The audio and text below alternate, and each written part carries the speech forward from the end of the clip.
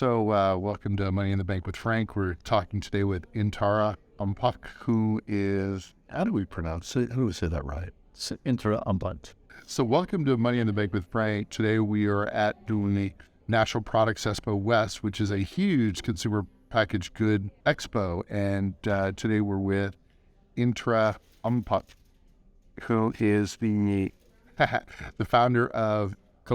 co-founder of Man-Made Foods, which is a company he started recently in Thailand and has a production facility. Tell us your story. Tell us how you got started in it as a small business owner in a completely different industry. How did you get started? Definitely was not my, not where my background came. So, during COVID, actually, we were all locked down. And I, at the time, with my girlfriend, Nicole, who is now my fiance. So we were locked down like everyone else and stuck at home, cooking food. And she was missing flavors from Thailand. So we had her aunt and her mom make some of the regional seasoning that they use, and I had it shipped over. So we started cooking it, and then we said, hey, let's give some of this to our friends. So we decided, let's at least package it up, make it look cute, and then give it over, pass it out.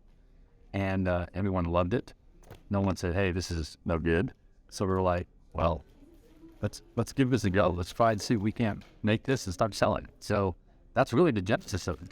The idea is basically bring the flavors of Thailand in the form of a snack or a seasoning to America in a way where it's easy to use and they can just put it on anything. It's not, exclusive to Asian food. Anything that needs a little extra spice or a little extra texture, put it on and, simplify your cooking a little bit, save me a little time, and just take a different twist on normal foods that you eat every day. Yeah. Everything from pegs, salad, pasta, anything on rice, That's great. I've got a bunch of friends who are pepper bellies in of themselves, so I've tried it and I've had it. I enjoy it. It's got a bit of taste to it, a little bit of spice, and I like to think of it as like one of those things that makes life a little bit easier when you're trying to be healthy. Yeah. I like to think of you put truffle butter on anything and it'll taste delicious, but is it that healthy for you? Probably not so much. Yeah. But this, I find that I've actually tried it with egg white, and then I added in with whether I know I live in Texas, so there's a lot of people that would be angry about this, but I'll use like Beyond Meat or some of that fake meat, and it tends to be. It's really good. Yeah, if you're on a restricted diet, but you want flavor without the guilt, I'll like to say this is your product because we don't use MSG. We don't add any additional sugar other than what's naturally in our raw ingredients. And we don't add any additional salt. We have just our chili pepper seasoning and then our mushroom seasoning. And everything is sourced locally in Thailand, in northern Thailand. It's all from organic farms. So, low calorie and it's keto-friendly. And soon we're going to make a gluten-free version. So, all those people that are on these restricted diets, because nowadays people have allergies and they need to watch. Everybody's trying to get healthier, but why sacrifice taste? And you can just put this on there. So tell me about the business of food. It's quite obvious from being here that there are so many people here, and this is like not even a small percentage of the people who work in the food industry. So how did you take the leap? It doesn't seem like it's real easy to, how do you get your hands around sourcing product, packaging product, especially during COVID? It seems like there's getting containers, getting shipment, is it better to do here? Did you have a roadmap or did you just kind of wing it? What did you do? Man, I'd love to say I had a master plan, but we kind of winged it. We found people that could do the graphics for us, like my fiance Nicole. She's already creative enough as it is, but she, and doing it in Thailand actually was really good. It's obviously cost is a lot lower. We do everything there and then ship it here, so we're able to save quite a bit just on that alone. And it was somewhat of a master plan, but at the same time, it was kind of the resources we had. So we took full advantage of that. And as far as the logistics, the shipping of it all, at the time, because of COVID, actually freight was actually expensive, and the schedules were very unpredictable. So we decided to just initially start out compare. Our product actually was what we're lucky is that it's lightweight. And so we can, as long as we can get a pack a lot into a container, into a box, it's fairly efficient. But I think eventually we will want to lower our shipping costs. It is one of our larger costs of our goods. So But we're kind of learning as we go.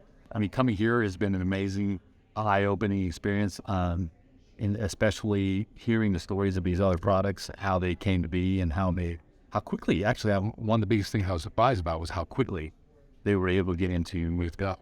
How fascinating. So we walked around the floor, and we have talked to a couple of different people who are already in the business, and it was so amazing to me, how friendly everyone is and sharing of information.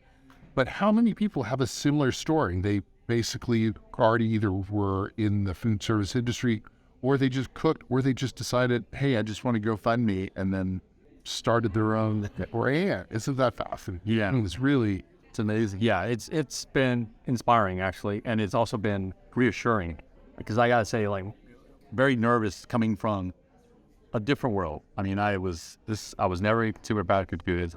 Most of my experience has been on the far upper end of the supply chain, in the more of commodities. And so marketing aspects of it, overall retail, all the logistics that go with it is multiplied when you talk about retail versus commodities, where you have a limited number of people who are going to buy your stuff, and you don't have to really market it that much. Total addressable market, the lag different, right? Exactly. So yeah, this has been it's been fun. Initially it's been daunting, but I feel coming to this, it's been actually reassuring and inspiring.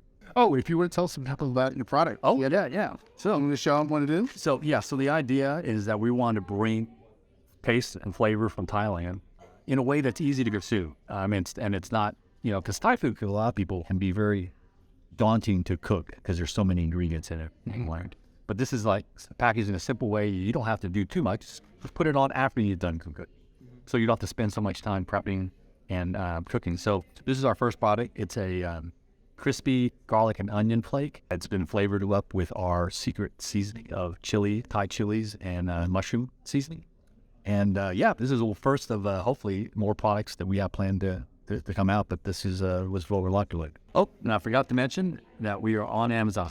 So if anyone wanted to try your product, tell me about it. How do they find it? Where do they get it? Where's the taste side?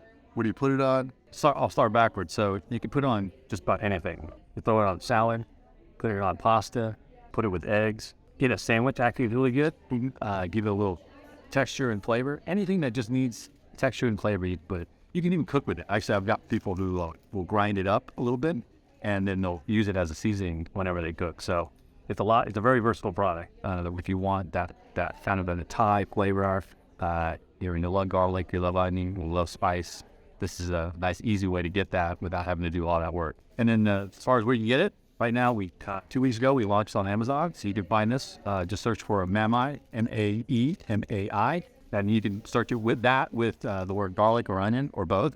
And hopefully you may have to scroll down a little bit. We're new, so you may have to scroll a couple products down before you find us. But hopefully that'll change as people get the word. Great. Perfect. Thanks so much. All right. Thank you. All right. Bye-bye. Thanks for watching.